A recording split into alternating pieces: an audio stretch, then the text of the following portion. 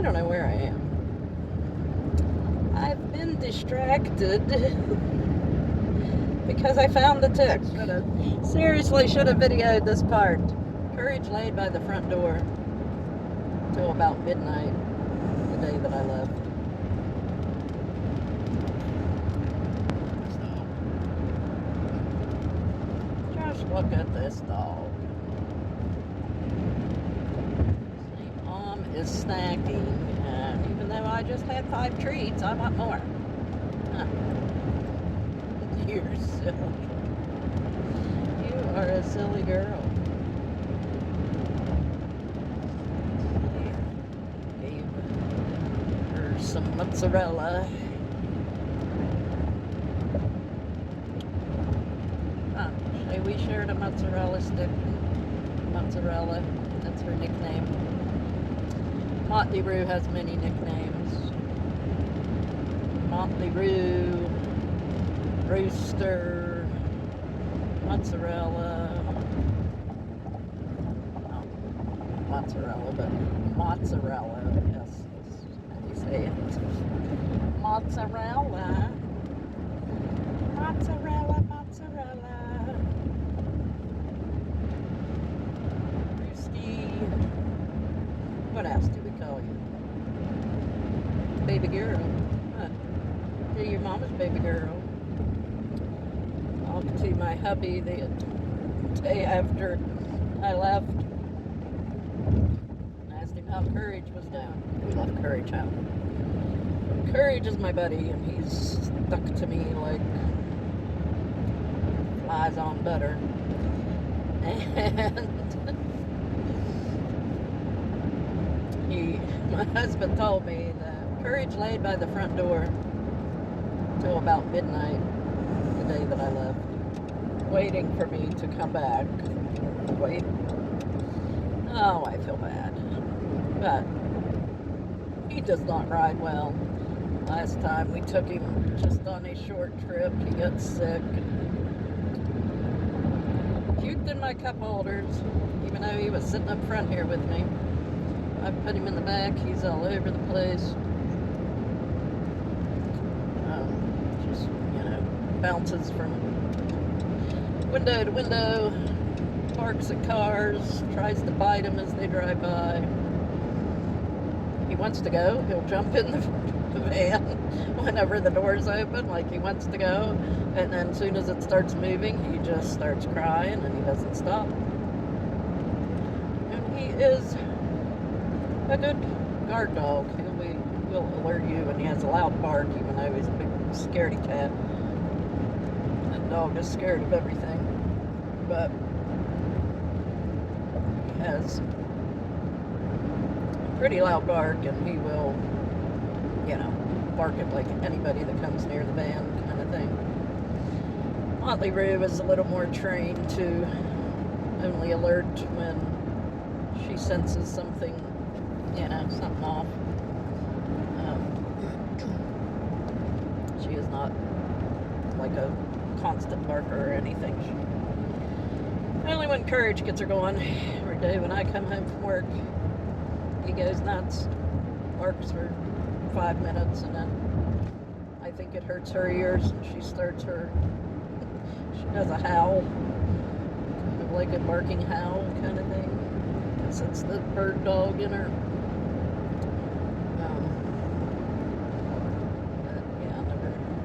Don't have to worry about her. She's asleep now, poor baby. She's trying to sleep. Say, Mama, leave me alone. I need my beauty rest. She just lays back there and rides along. Left Cleveland, Oklahoma, stopped at Walmart, picked up my Walmart order, ran in 10 minutes, got her a flea and tick collar, picked up the grocery orders. Now it's pulling me into big city of Tulsa, Oklahoma. I believe when I took my Greyhound ride back from Delaware, Texas, when I was 19, I think we stopped at a station. I think I had to switch buses, but that was just like one of the stops for a break. It was sketchy.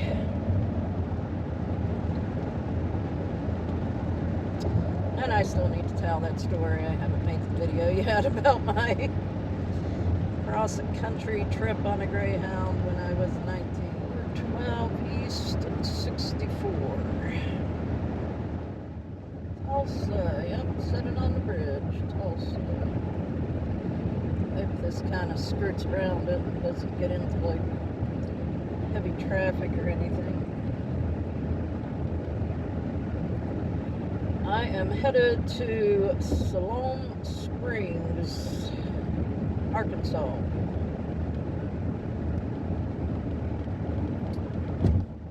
For my midday break.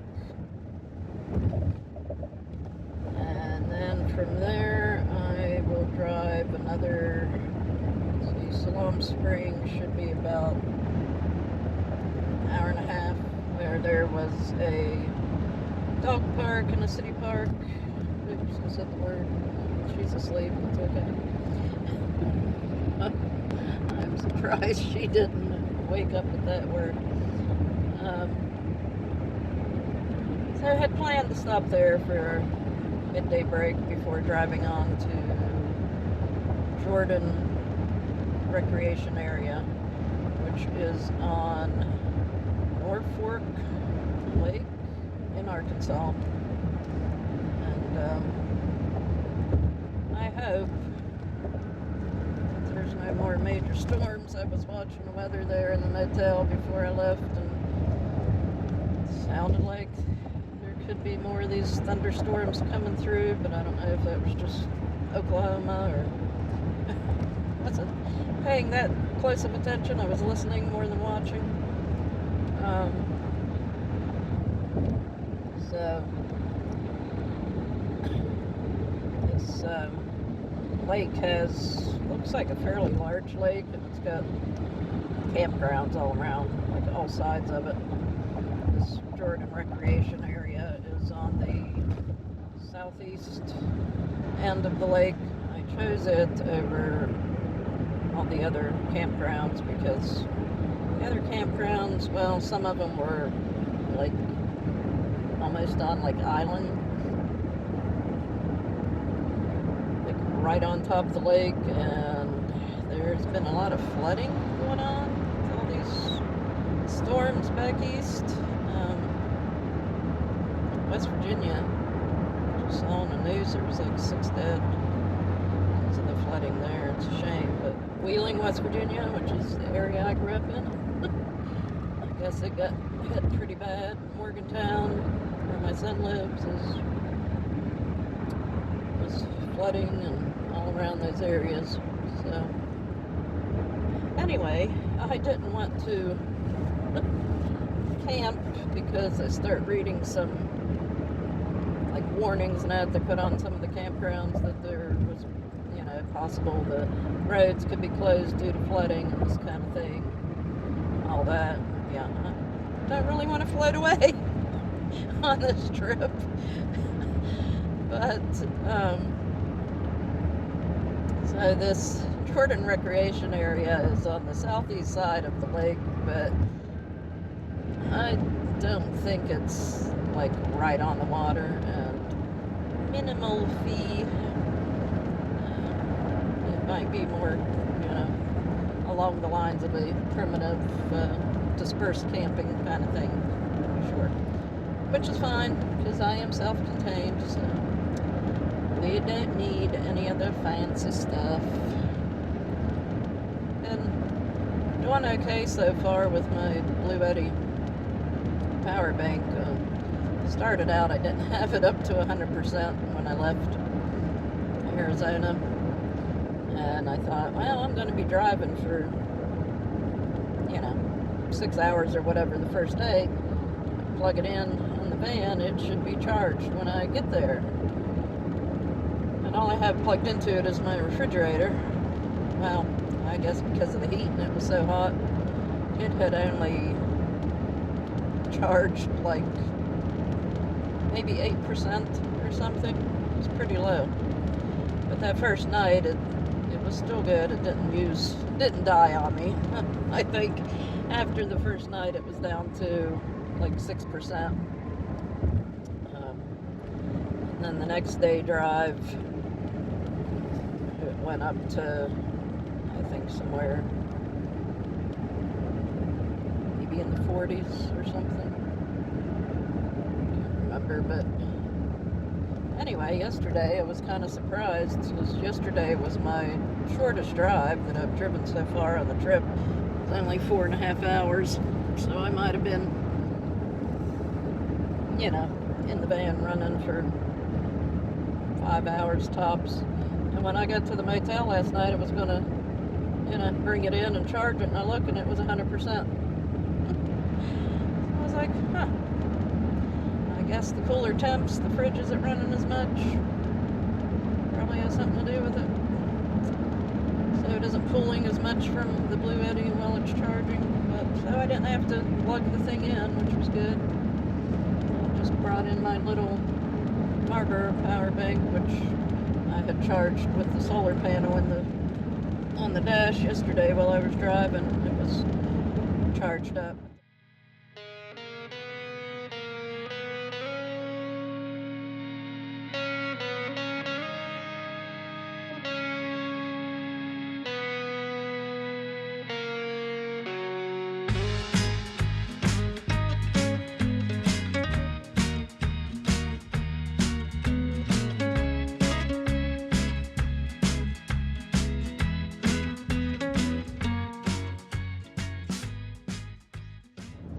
I don't know where I am.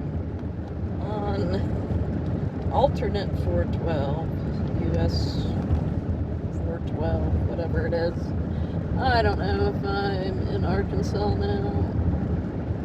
Maybe because I just went through a little town, I guess, called Locust Grove, and I think maybe that's in Arkansas. I've been distracted because I found the tick. I mentioned earlier yesterday, whenever it was, I, was sitting here driving and reached back and was petting Motley. She's laying with her head right here on my pillows. And when I brought my hand back, I saw something crawling on me. Didn't feel it, just saw it. And I just, reacted by flicking it off. And then I realized it was probably a tick because it was the size of a tick. And I couldn't find it. I didn't see where it went. I thought, well, maybe it will crawl and go away. Well, no, I'm driving today. Haven't stopped anywhere really other than Walmart. Pretty sure it was the tick I flicked off of me yesterday. Anyway, driving along. Took an exit somewhere around Tulsa. So, thought I was on the wrong road. Got off on an exit that was like next to a shopping mall, and happened to be right in front of me one of those tire and oil service quick lube places. And I thought, well, I need an oil change. Haven't done that yet. And so I'll go in and ask. So I stopped, and it's cooler here since the thunderstorm went through.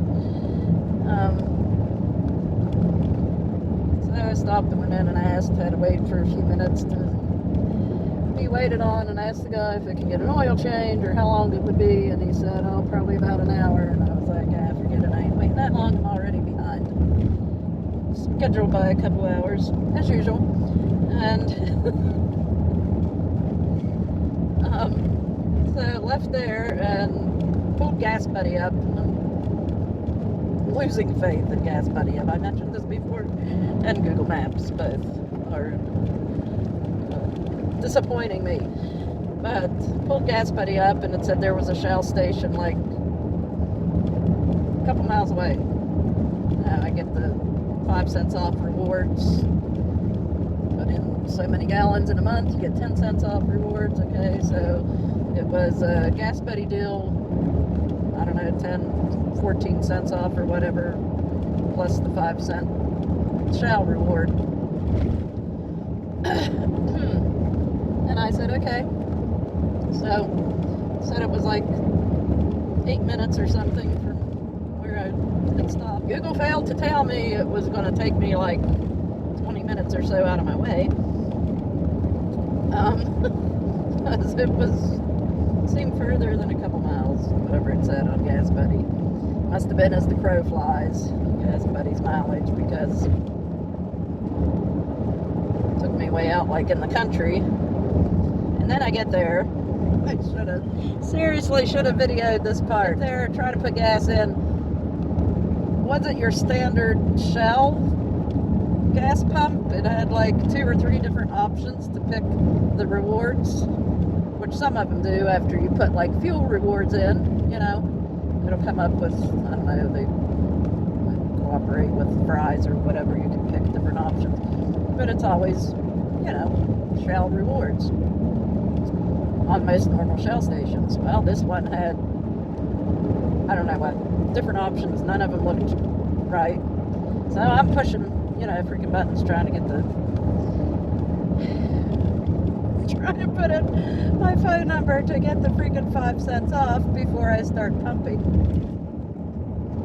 Thought I got to the point, I put my GasBuddy card in, went through the thing, it said remove card, and I couldn't get my freaking card out of the gas pump. And yeah, how it has that little lock symbol on it. It was beeping, and it was saying remove the card, but I could not pull the card out. So I had to walk in the place, tell the guy, fuel pump ain't my card. And he did something, released it from inside. Oh my gosh. So I was like, yeah, I ain't trying that again. I'm just going to pay here at the counter. So I asked him, I said, is this a normal Shell station? Because the little, you know, grocery store mart thing, whatever the heck, convenience store, was named something else, even though it had the Shell colors on the pumps. And he's like, yeah, it's Shell gas station, but this is like Easy Mart or whatever, you know, the store. And I said, okay. I said, so I could use my Shell rewards, right? And he's like, yeah, it should work. And so pulls up the thing, put my phone number in. I said, I guess, you know, this is the right option. He's like, yeah, it looks like it took it off or something. So pay for it, use the restroom in there. Really nice restrooms, nice clean restrooms for one of those little, you know, convenience stores. And that was probably the only plus, is it had a clean restroom. Anyway, go back out, put my gas in, go to leave out of there, and of course, you know, it didn't take me back the same route I came in because I'm heading east, so it takes me on this little 2-lane back road that was flooded in places. Not horrible, but the road was covered in a couple inches of water. And cars were coming by and, you know, doing the sprays and all that. And since it was cooler, I'm riding, you know, Motley had her head out the window a little bit, riding with my windows cracked some. And came up to one spot and it just sprayed over the whole van. It had to be, I don't know, 10 miles out of the way by the time I got back to Route 412. And I'm thinking, like, how do I get myself into these things? If you follow me for long, you will find that I'm always getting lost or getting on some back road or, you know, not knowing where I am, like right now. Other than I know the place I'm going is supposedly ahead of me, so. Anyway, I got up to the Route 412 and came up to the stop sign, and I feel something crawling on my neck. And I was like, what the heck's that? And then I felt it, and I knew as soon as I touched it that it was a tick. And I grabbed it and looked, and I think it was that same freaking tick that I had flicked off of my hand the day before. And I threw it out the window. And since then, I've been having the heebie-jeebies, feeling like I had my hair pulled up, and then I reached up and felt like I felt something hard in my hair. I think it was my imagination. I couldn't find my hairbrush this morning. It's somewhere buried in the van, and my hair is probably a mess, but I really need to find it so I can brush my hair. I did wash it last night at the motel, so I know I didn't have any ticks in there from the campground the night before, but I'm hoping that that lone tick was the same tick that I had seen on my hand the day before. And it is now gone and out the window. A little paranoid about if she had any more on her, crawling on her, that they've dropped off on my bed, because she's laying on my bed and my pillows. So when I get to the campground, hopefully I have enough daylight to pull everything out and shake all my blankets off and check everything, because I don't want anything to do with any ticks. And I need to check her again. I checked her some last night, but they're so small sometimes you don't see them until they bite them and start to swell up with blood. So I need to give her a good check over and get the flea collar, the flea and tick collar I bought. I haven't put it on her yet. We're going to stop up here at a dog park in Siloam Springs, Arkansas. It's supposed to be a doggy park, and I will put the collar on her before we go to the doggy park, because looking at the area, it's all kind of tick country. Grass, the trees, the dead deer on the sides of the road. I did not expect this road. I didn't get the video turned on soon enough earlier. It went through a series of multiple S-turns. It was pretty wild.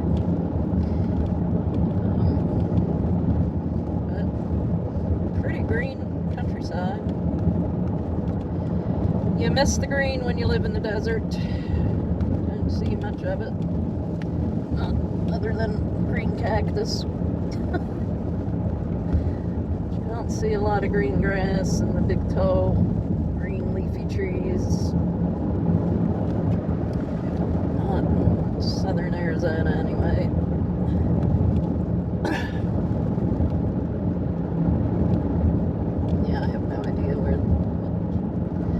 Towns these are I'm passing through or anything, and I'm assuming this is a town.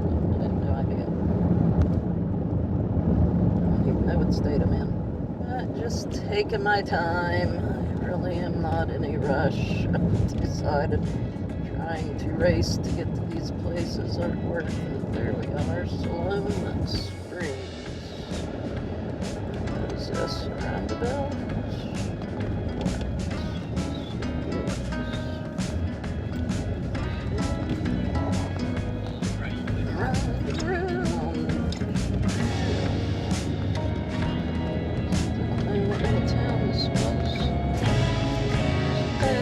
But we're that is 13 miles to Siloam Springs, Arkansas.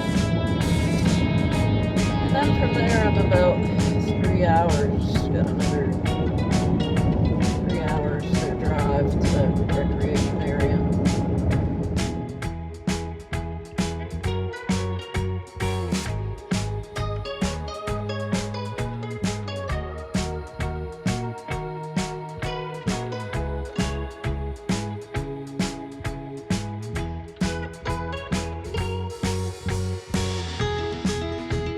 Looks a lot like West Virginia.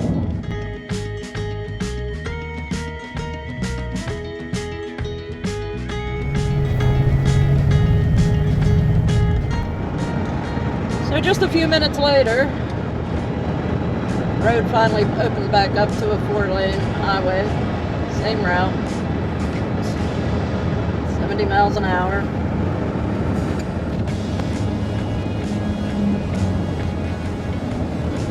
But I still don't know if I'm in Arkansas yet, because I saw one of those brown like state park signs back there that said something about Oklahoma State Park something. I'm gonna have to Natural Falls State Park. Next right. So have we crossed the border into Arkansas yet?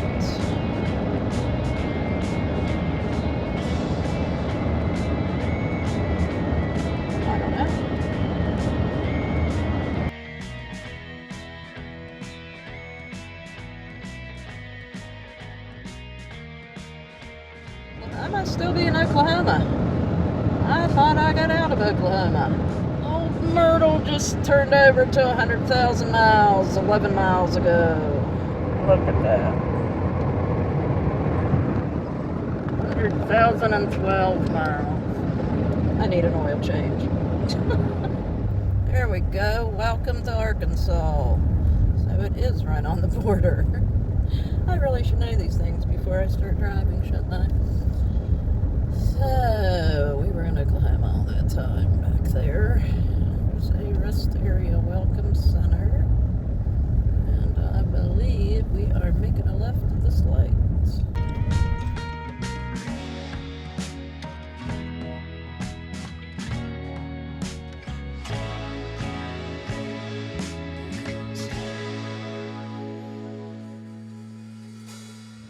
Up there, John Brown University.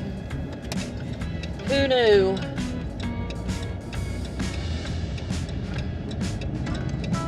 What do we know about John Brown University? Boy, it's a pretty campus. Look at that.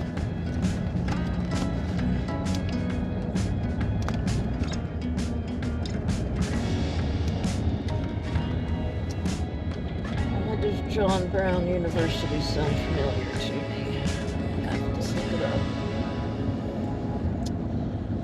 I used to work in the College of Education at West Virginia University. Worked in the dean's office and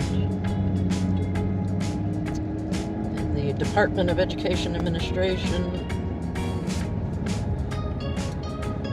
And when I worked in that Department of Education Administration, I did a side gig for one of the professors that did a directory of all the education administration departments in all the colleges and universities in the U.S. It was, I don't know, about a 500-page, like 8.5 by 11 notebook style bind.